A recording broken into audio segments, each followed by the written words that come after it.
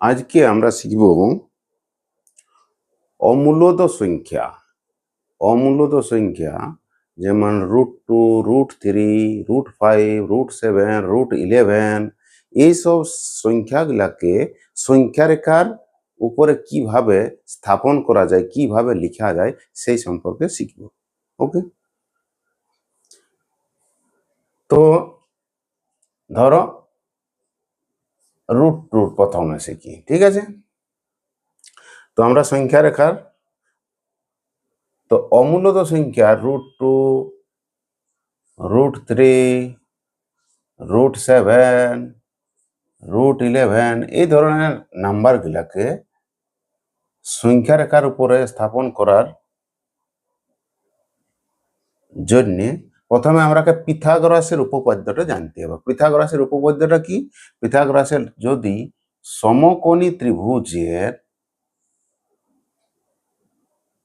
এটা যদি 90 ডিগ্রি হয়, তার অতিভুজের স্কোয়ার মানে এ আর বি যদি সি নাম দিই, তাহলে অতিভুজের স্কোয়ার এসি হচ্ছে অতিভুজ, 90 ডিগ্রি অপোজিট রেখা অতিভুজের স্কোয়ার অপর দুটা বাহুর স্কোয়ারের সমষ্টি সমান, মানে এ বির স্কোয়ার প্লাস বিসির স্কোয়ার সমান, মানে এসি এই বাহুটা হচ্ছে কি রুট অফ বিসি और এবি, এবির স্কোয়ার প্লাস বিসির স্কোয়ার, এটা বটে। এটা হচ্ছে পিথাগোরাসের উপপাদ্য, আর পিথাগোরাস সায়েন্টিস্ট পিথাগোরাস এটা প্রমাণ করেছেন। এই জন্যে কি না, যদি লম্ব অতিভুজের স্কোয়ার ইকুয়াল টু বাকি দুটা বাহুর স্কোয়ারের সমান যদি সমকোণী ত্রিভুজ হয় তো। ওকে, এই ফর্মুলাটা জানতে হবে, এটা ধরে নাও জানো, এটা তোমাকে মনে রাখতে হচ্ছে। ওকে, তাহলে এই ধরনের বা √2, √3, √7, √11 অমূলদ সংখ্যা, এই সংখ্যাকে সংখ্যা রেখার উপরে কিভাবে স্থাপন করব। ধরে নাও √2 করতে চাই আমি, ঠিক আছে? √2 মানে 2 এর আগে কি আছে? 1 আছে। 2 এর পরে কি আছে? 2 এর পরে 3 আছে। 2 এর পরে 4 আছে। 4 এর রুট করব তো 2 পেয়ে যাব। আর 1 এর এর আগে 1 আছে, তার মানে এর ভ্যালুটা 1, মানে দেখো 1, হ্যাঁ, এটাকে 2, 3, 4 বাড়ালাম, তার মানে এটা 1 হলো। হ্যাঁ, এটা বাড়িয়েছি, তার মানে এটা হচ্ছে 2।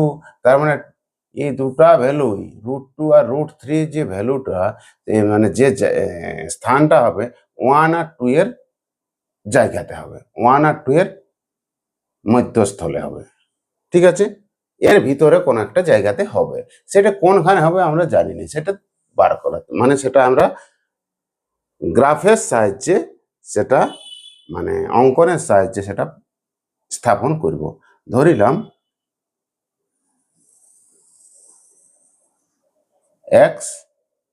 এক্স ডট একটা নাম্বার লাইন, ঠিক আছে? নাম্বার লাইন, ঠিক আছে, যার এ একটা পয়েন্ট, সেটাকে আমি ধরছি 0। ওকে, বি পয়েন্টকে ধরছি 1 একক। ওকে, সি কে ধরছি, বি থেকে সি আবার ঘুরে 1 একক নিলাম। তার মানে যদি আমি বি কে 1 একক ধরি, তার মানে এটা হচ্ছে 1। সি কে বিসি যদি 1 একক ধরা হয়, বিসি 1 একক ধরলি, এই ডিস্টেন্সটা 1 একক, তার মানে এ থেকে সি কত হবে? 2 হবে, 1 + 1। সিমিলারলি এখানে সি থেকে আবার যদি আমি ডি পর্যন্ত যাই, তাহলে এ থেকে কত হবে? 1, 2, 3, 3 হবে। এটা স্থাপন করা গেল, 1 নাম্বারকে করা গেল, 2 নাম্বার, 3 নাম্বারকে করা গেল। ওকে, আমার বার করাতে হবে 2 আর 3 কে বার করাবো। 2 প্রথমে বার করে, তার মানে কি হচ্ছে, 1 এর এই ধারে হবে, রাইট সাইডে হবে, আর 2 এর লেফট সাইডে হবে। তো আমি কি করব, বি পয়েন্টে একটা লম্ব আঁকব, বুঝেছ? একটা লম্ব আঁকব। লম্বটা ভ্যালুটা কত হবে, এটা ভ্যালুটা 1 ইউনিট ধরলাম, 1 একক, এবি কে 1 একক ধরেছি,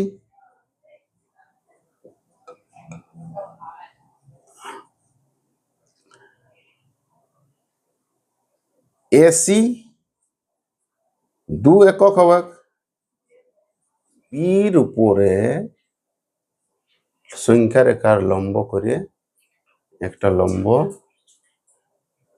টানলাম, হ্যাঁ, যার দৈর্ঘ্যটা হবে এবির বরাবর, মানে 1 ইউনিট, হ্যাঁ, 1 একক, এটাও 1 একক,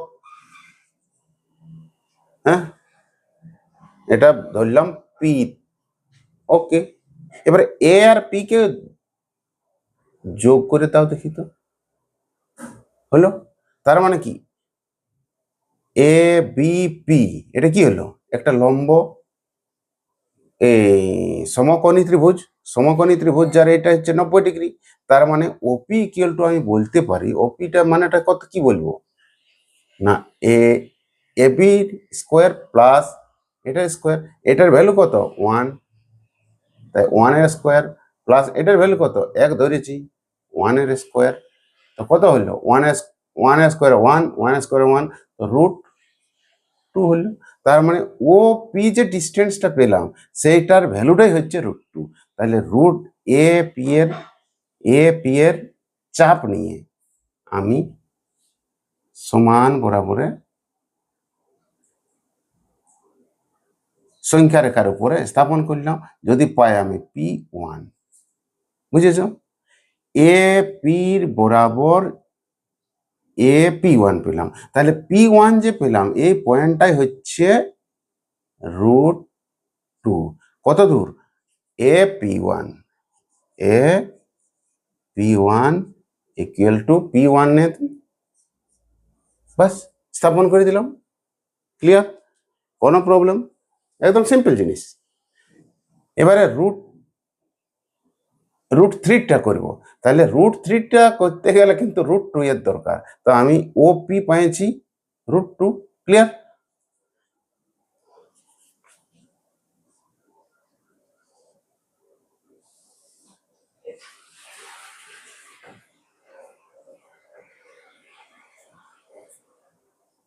তা এইটা ভ্যালুটা কত হয়েছে √2, ওকে। এরপরে পি বিন্দুতে ওপির উপরে আবার ঘুরিয়ে পি বিন্দুতে ও এপির উপরে আমি লম্ব টানব, কতটা লম্ব টানব 1 এককের, এপির যতটা 1 একক, এটা 1 একক, কত দূর পর্যন্ত কিউ পর্যন্ত, বুঝেছ, তাহলে কিউ আর এ কে অ্যাড করে দাও, এই যে ডিস্টেন্সটা, এই ডিস্টেন্সটা কত হবে, এটা হবে এ পি কিউ, এটা কি হলো, এটা 90 ডিগ্রি, তার মানে কি এটা সমকোণী ত্রিভুজ, সমকোণী ত্রিভুজের এজ পার পিথাগোরাসের উপপাদ্যে এ কিউ স্কোয়ার বা এ কিউ সিধা করো, এটার স্কোয়ার প্লাস এটার স্কোয়ার, তো এটা কত পেয়েছি √2, তার মানে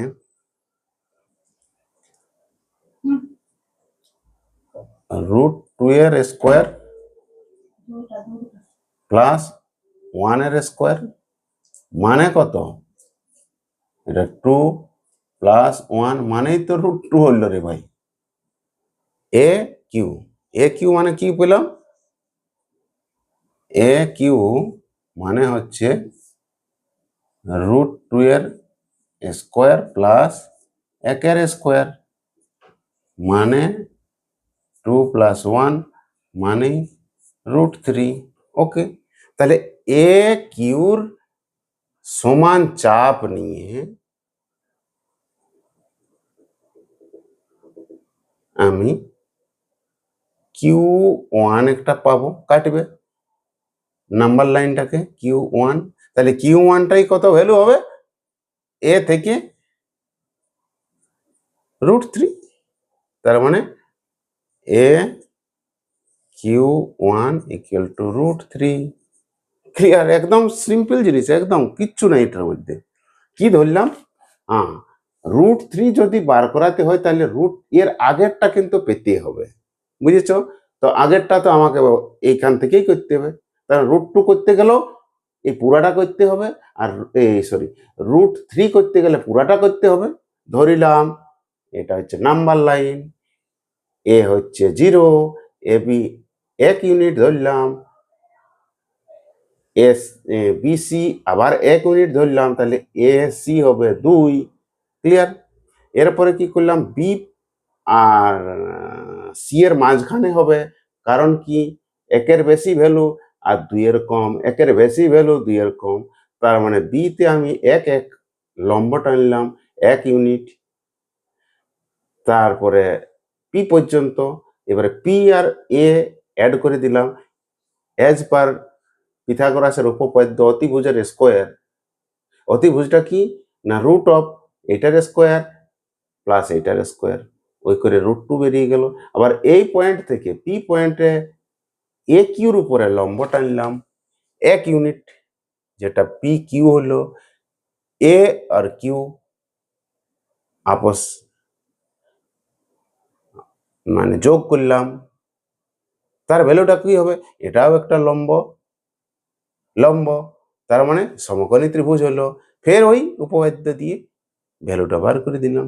ক্লিয়ার? এরপরে এরপরে যদি 7 বার করাতে বলে, তো 7টা কোনখানে আছে সেইটা আমাকে একটু। 7 মানে কি 4, 4 আর 9 এর মাঝখানে পড়ে, তো 4 এর হচ্ছে 2, আর এর আগে 9 মানে 3, তার মানে 2 আর 3 এর মাঝখানে পড়ে। ক্লিয়ার? তো 2 আর 3 এর মাঝখানে যদি করতে হয় তাহলে আমি কি পাবো, 2 আর 3 এর মাঝখানে করতে গেলে আমাকে এটার ক্ষেত্রে কি কোনখানে পাবো, এটা মানে এর লেফটে কি আছে 3, 9 যদি হতো, আর রাইটে কত আছে 16, মানে 4, 4 4 16, তার মানে 16 আর 9 এর মাঝখানে, মানে 3 আর 4 এর মাঝখানে বটে, আর এটা 2 আর 3 এর মাঝখানে বটে। ক্লিয়ার? ওকে, তার মানে এটা 2 এর পরে আমি করব। এটাতে কি ছিল, 1 আর 2 এর মাঝখানে ছিল, এই জন্য 1 এর জায়গাতে লম্বটা নিয়েছিলাম। এখানে 2 আর 3 এর মাঝখানে আছে, 3 এ শুরু করব। এখানে 3 এই 2 এ শুরু করব। এখানে 3 আর 4 এ বটে, 3 এ শুরু করব লম্বটা। ওই একই প্রসেস, একই প্রসেস, একই প্রসেস। ক্লিয়ার? একটা করে দিচ্ছি 11টা, লাও দেখো, তার মানে এক্স নাম্বার নাম্বার লাইনটা ধরে লাও, এক্স এক্স ডট, ঠিক আছে? এই পয়েন্টটাকে 0 ধরছি এ, ওকে? তো বি 1 ইউনিট ধরছি, এ বি 1 ইউনিট। আচ্ছা, বি সি ধরো, সি ধরো, আবার এখান থেকে এটা 1 ইউনিট ধরিলাম, তাহলে এসি কত হবে 2, আবার 1 ইউনিট লাও। গোটা গোটা নাম্বারটা তো আমি নাম্বার লাইনে ইজিলি স্থাপন করতে পারি, কিন্তু এই ধরনের নাম্বারটা আমি কি করে এক্সাক্ট ওই জায়গাটা বলতে পারি না। এটাকে আমি ধরেছি 1 ইউনিট, তাই এর 1 গুণা অর 1 গুণা অর অ্যাড করে করে করে করে তো আমি এটাকে ইজিলি করতে পারি, স্থাপন করতে পারি। এটা হচ্ছে ধরো ডি, এটা 3 হবে, তো আমার 13টা করবো, 13টা 3 আর 4 এর মাঝখানে হতে হবে, তার মানে আবার ঘুরে একটা করতে হবে ই, ডি ই 1 ইউনিট ধরলাম লেন্থ, তাহলে কি হবে, এ ই কত হবে 4 হবে। ক্লিয়ার? এইখানে হবে, এই পজিশনটাতে হবে √3, √11 এর পজিশন, তার মানে এইখানে আমাকে 3 এর জায়গাতে নিয়ে যেতে হবে, বুঝেছ? 3 এর থেকে নিয়ে যেতে হবে লম্ব করে, ঠিক আছে? ওকে, এইখানে আমি কি করবো, 3 এ আমি লম্ব টানবো কত, 1 ইউনিটের, এটা হচ্ছে 1 ইউনিট, 1 ইউনিট লম্ব টানবো, এটা ধরলাম পি। ওকে, তাহলে তাহলে এটা 1 ইউনিট ধরছি, 1 একক। ঠিক আছে, তাহলে এ থেকে পি কে টানো।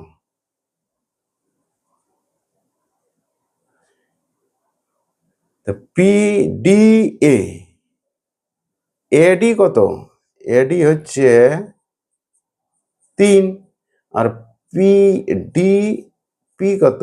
1 ইউনিট, একক। তাহলে এ পি কত হবে? √অফ এডি স্কোয়ার প্লাস পিডির স্কোয়ার। ক্লিয়ার? তো এটা ইকুয়াল করে দিই। এডি মানে 3, 3 × 9 হয়ে যাবে, প্লাস 1 মানে 10। 10 এলো, √10 হয়েছে এ পি। আবার তাহলে 11 পর্যন্ত আমাকে যেতে হবে। এই এ পির উপরে 1 ইউনিটের লম্ব টানো। হলো, লম্ব টানলাম আমি, কত ধরলাম? এটা কিউ। ঠিক আছে, তাহলে কিউটাকে যোগ করো। এটা কত? 1 ইউনিট, 1 একক। আর এটা বাইরে হলে কত? √10। তাহলে এ কিউ ইকুয়াল টু লিখতে পারি পিথাগোরাসের সূত্র অনুযায়ী, এটা লম্ব।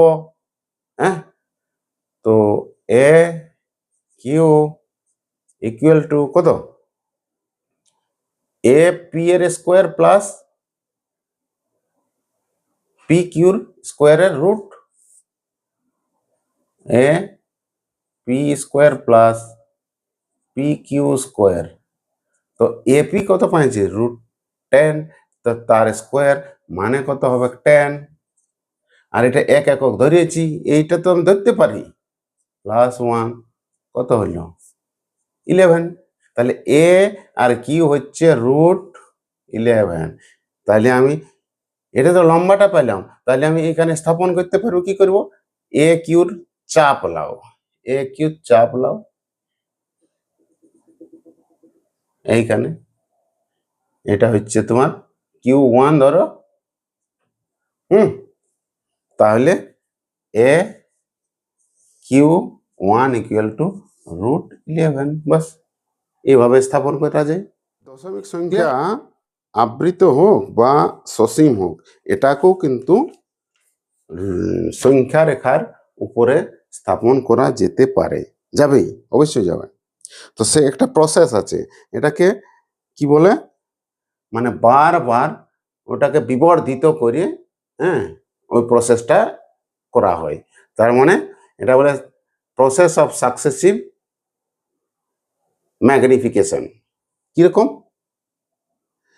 মানে একটা গ্লাস, ম্যাগনিফাইড গ্লাস দিয়ে ওটাকে দেখিয়ে আর স্থাপন করা হয়।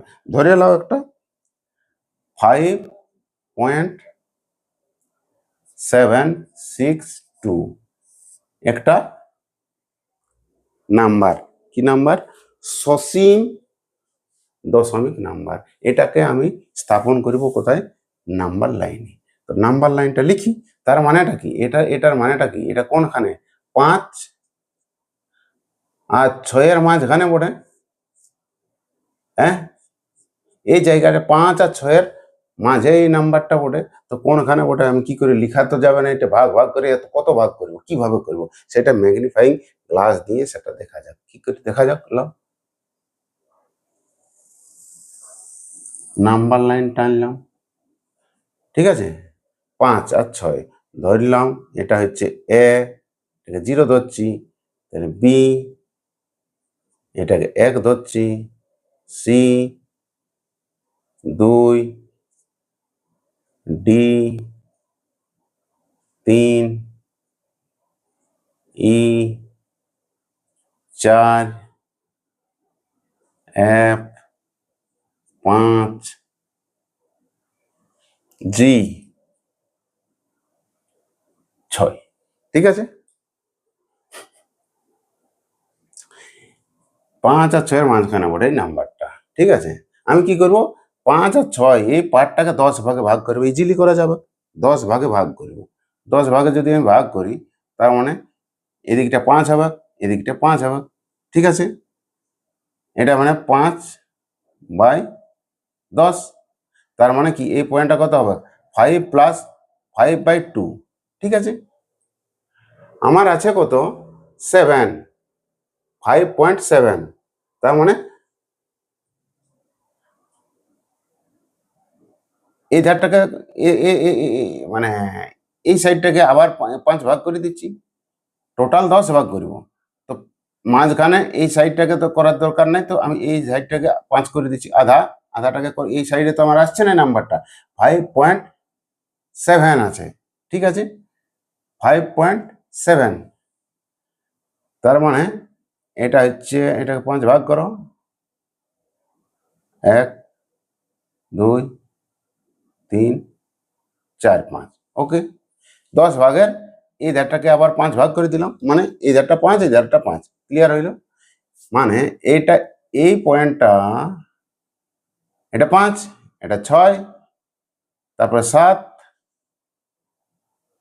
মানে 5.7, 5.8, তার মানে এটা হচ্ছে 7, আবার এটা হয়ে গেল 8, তার মানে এই মাঝখানে 7 আর 8-এর মাঝখানে আছে। তাহলে আমি কি করবো, 5.7, 5.8 তো হয়ে গেলে তো বড় হয়ে যাবে। এটা তো এই পয়েন্টটা হচ্ছে 5.8, আবার এটা হচ্ছে 5.7, মানে 5.7 আর 5.8-এর মাঝখানে আছে, ঠিক আছে। এটা এটা ধরা গেল। যদি আমি এইখানে একটা লেন্স দিয়ে দিই, কি বলে, মিরা ম্যাগনিফাইং মিরার, মানে ম্যাগনিফাইং গ্লাস, তাহলে কি পাবো, এই পার্টটা পাবো, যে পার্টটাকে আমি ধরো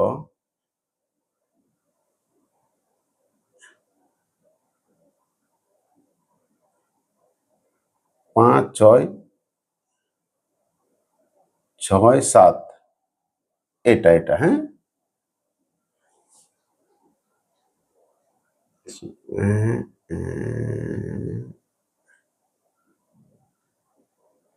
6 7 8,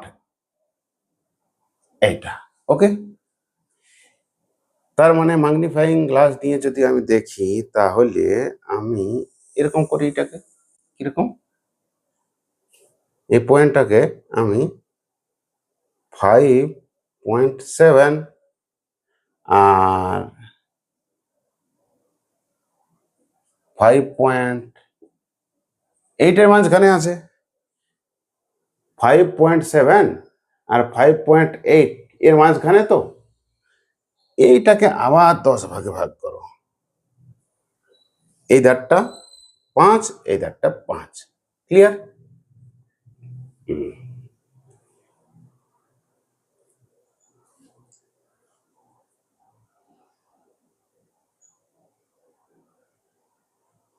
6 বটে, 0.6, তার মানে এটা হবে, এটা কি হবে, 5.7, 1 হবে, এখান পর্যন্ত 5 যাবে, 5, এরপরে 6 7 8 9 10, এটা হচ্ছে 6, হ্যাঁ, এটা 10 ভাগ করবো, এটাকে 10 ভাগ করবো, তা এই পয়েন্টটা কত হবে, এই পয়েন্টটা আসবে 6, যেটা সেটা কি আসবে, 5.76 হবে, 10 ভাগ করেছি তো, 6 হবে, আর এটা কি হবে,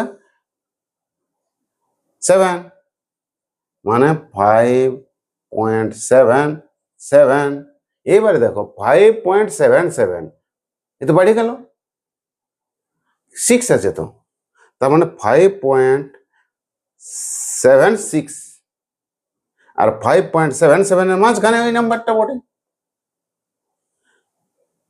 তাহলে আমি কি করব, এই জায়গাটাতে আবার ম্যাগনিফাইং গ্লাস লাগাবো, এই পার্টটাকে আমি দেখব,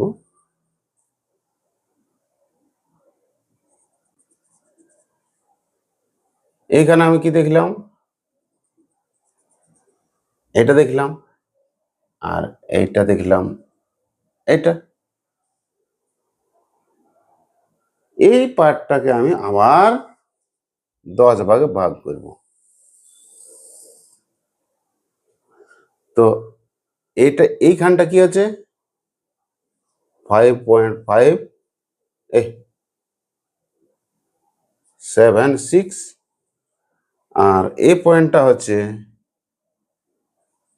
5.77। এই দুটার মাঝখানেই তো 5.76 আর 5.77 এর মাঝখানে থাকবে। এটাকে আবার 10 ভাগে ভাগ করো, 10 ভাগে ভাগ করে এদিকে 5 ওইদিকে 5, তো আমার কি বটে 2 বটে, তার মানে এইদিকে থাকবে 1 2 1 2, এভাবে 3 4 5 6 10 পর্যন্ত, 9 এর পরে 10 হলে সেটাই তো আবার ঘুরে চলে যাবে। তার মানে এই পয়েন্ট 2টা, এটা কি হবে, এই পয়েন্টটা হবে 5.76, এটা এটা হবে 70 মানে 161, মানে এই পয়েন্টটা হবে 5.761, এই পয়েন্টটা হবে 5.762। এইটি হচ্ছে আমাদের স্থাপন করলাম, বুঝতে পেরেছ?